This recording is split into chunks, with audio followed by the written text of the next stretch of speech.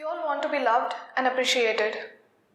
Humans are social beings, and thus we are neurologically wired to want to gain approval of other human beings. We spend our entire lives wanting to perfect ourselves, become better, so that we can show the best of ourselves, and thus we can gain a lot of love. But what if I were to tell you that the only thing separating us from that love is our belief that we need to improve ourselves, that there is something wrong with us? For such a long time in my life, I so desperately wanted to be loved, and I was convinced that if I can perfect my physical appearance, if I can perfect my thought structure, and if I can perfect my way of being, then I'll be loved. After years and years of trying to perfect myself, I realized that it is an impossible job. Why? Because in any case, who created the idea of perfect anyway? We want to be as perfect as we see on the tabloids. We want to be like that actress or that actor in the movie. But the truth is, those magazine covers are highly edited and perfected. All the imperfections are chiseled away. And when we watch it, we drown in the sea of self-hate. And thus, that perfection can never be achieved, and we can never be loved. One day it struck my mind and I realized what I was doing to myself. Okay, consider this. How many campaigns do we have today about how people should stop body shaming? But I was horrified to realize that I was body shaming myself every single day. Whenever I say to myself that my skin should look better, my body should be soft and smooth all the time, every time I jumped onto a remedy to improve any aspect of my body, I was actually hating myself.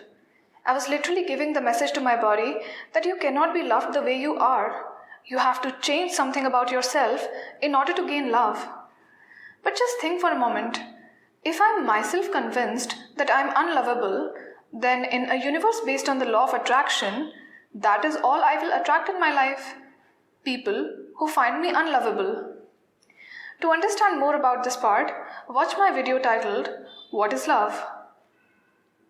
So now let me give you a few steps on how you can start moving from self-hate in the direction of self-love. Step 1. First of all, realize that you have spent so many years hating yourself that expecting to start loving yourself very soon is actually just another form of self-hate. Therefore, the first step is to realize that this is a process, a journey even, and that the better it gets, the better it gets. Step 2. Make a list of things that you genuinely like about yourself. You have to make sure to be honest with yourself. Don't add something that you don't love about yourself, but you think that you should love. So I've made my own list to give you an example of what this list could look like. Here is my list. I love my intelligence and smartness. I love my capacity to adapt and change fast. I love my depth and ability to see through things. I love my willingness to see real truth rather than comforting lies. I love my looking forward attitude. I love my willingness and practice of sitting with my emotions rather than escaping them. I love my willingness to rise above family conditioning. I love my compassion for other people. I love my capacity to understand things and people. I love my love for bright colors. I love my writing skills. I love my understanding and depth towards spirituality. I love my capacity to analyze a situation well. This list can be so very long. I've literally just shared a very small example with you all. So make yours as long as you can. Step 3. Pick up one thing every day that you hate about yourself and try finding approval for that thing.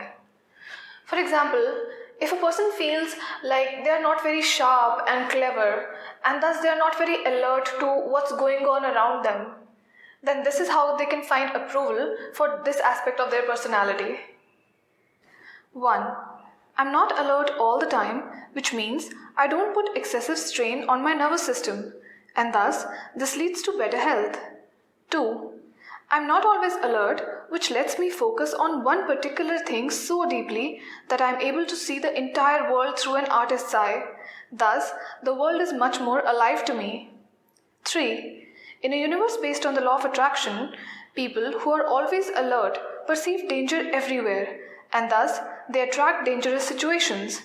As I remain soft and gentle in my life, I attract softness, calmness, and beauty in my life. When you're finding approval for anything about you, make sure that you genuinely believe in what you write.